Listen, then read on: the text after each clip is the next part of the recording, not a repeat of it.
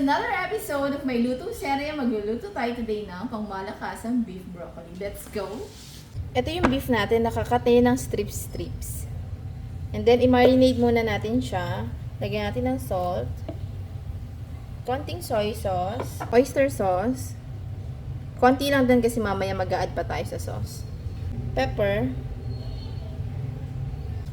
And then, halu-haluin muna natin pero make sure na naghugas kayo ng kamay. I-marinate natin for about 10 minutes and then balikan natin mamaya. Magigisa na tayo ng bawang, sibuyas at luya. And then, lagay na natin yung beef na minarinate natin.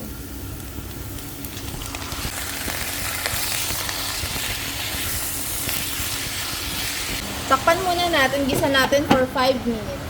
Medyo kumukulo-kulo na yung beef natin. Lagyan natin ng sugar.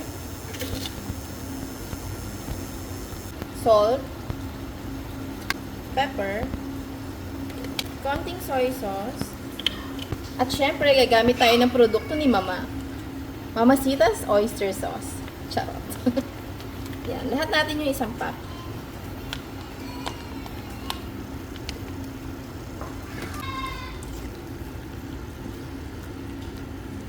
Kailangan yung lasa nito is yung nagtatalo yung lasa ng oyster sauce, konting alat, and sweetness dapat.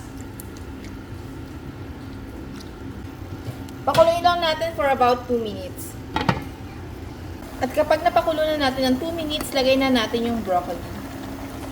Mas masarap dito guys is yung half cook lang yung broccoli natin.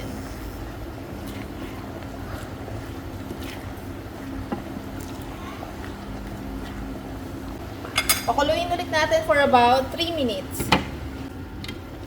Ilagay naman tayo ng pampalapot, water and cornstarch. Sarap.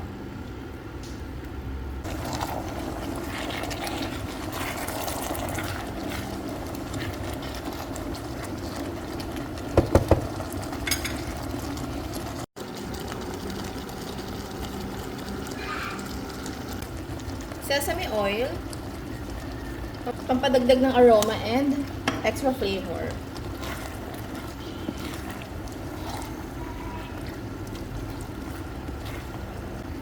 Then, patayin na natin yung kalan.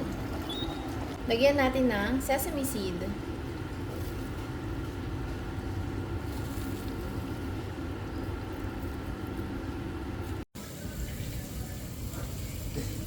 Ready na ang beef broccoli natin.